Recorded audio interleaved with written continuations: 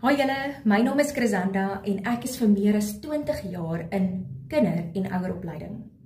Een van vele uitdagings wat ouers baie keer het, is daardie frustrasie van hoeveel keer moet ek nog praat? Hoeveel keer het jy al vir jou kinders of vir jou man of vir jouself gevra? Hoeveel keer moet ek nog praat?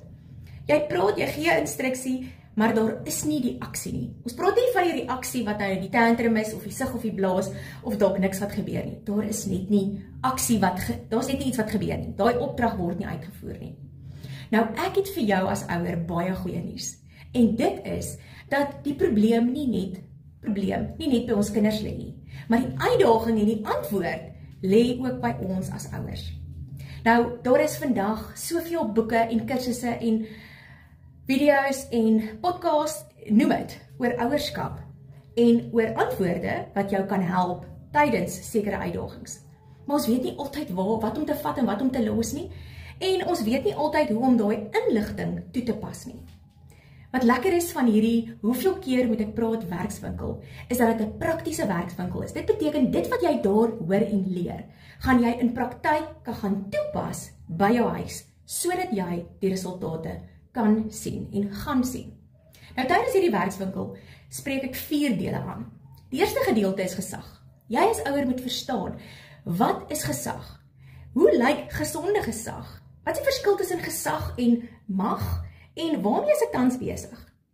Ek gaan vir jou wys hoe om jou gesag of terug te kry of te begin versterk. Nou, daar is 12 gesagsboustene wat ons tydens ons immergroen ouerskap kursus met ouers bespreek.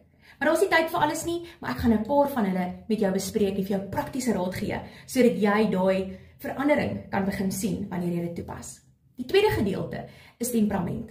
Ons gaan kyk hoe om jou kind se taal te praat. Dit beteken, jy verstaan en jy weet wat jou kind se temperament is en hoe die verskillende temperamente lyk en hoe om met elke tipe temperament te kan praat, sodat wanneer jy 'n opdrag gee, kan hulle jou hoor, want jy praat hulle taal. Kom ek gebruik 'n voorbeeld. Daar is 'n sekere temperamentkind wat glad nie kan luister na negatiewe of kritiek nie. Sodra hulle dit hoor, skakel hulle heeltemal af.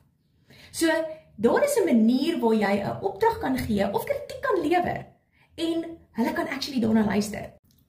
Dan derdens gaan ons kyk na huisreëls. As jy huisreëls in jou huis het, dit beteken dis op teen 'n muur, dit is eenvoudig genoeg dat selfs 'n 3-jarige dit verstaan en onthou, dan praat die reëls vir jou. Dit beteken jy as ouer kan en moet minder praat, want daar's reëls wat vir jou as ouers praat. So, kom ek wys jou hoe jy met net 5 reëls, wat elke reël dek waarna jy kan dek en dit op so 'n manier toepas en implementeer, dat selfs 'n 3-jarige dit verstaan en onthou.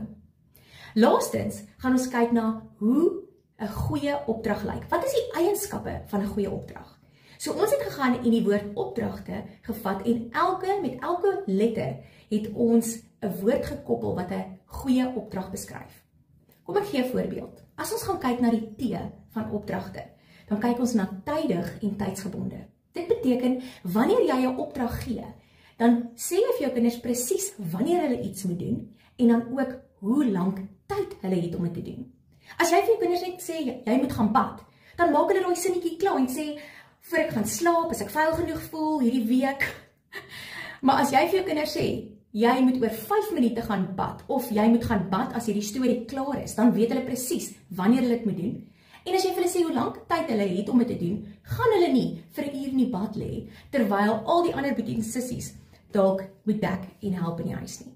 Julle, hierdie 90 minute gaan jou lewe verander. Hierdie 90 minute het al soveel gesinne gehelp, op 'n praktiese manier, sodat daar harmonie is, sodat daar vrede is, sodat wanneer jy praat, is daar nie net 'n reaksie nie, daar is aksie. Dit beteken, daar word gedoen waarvoor jy vra. Nou ja, ek hoop ek sien jou by hierdie hoeveel keer moet ek praat werkswinkel.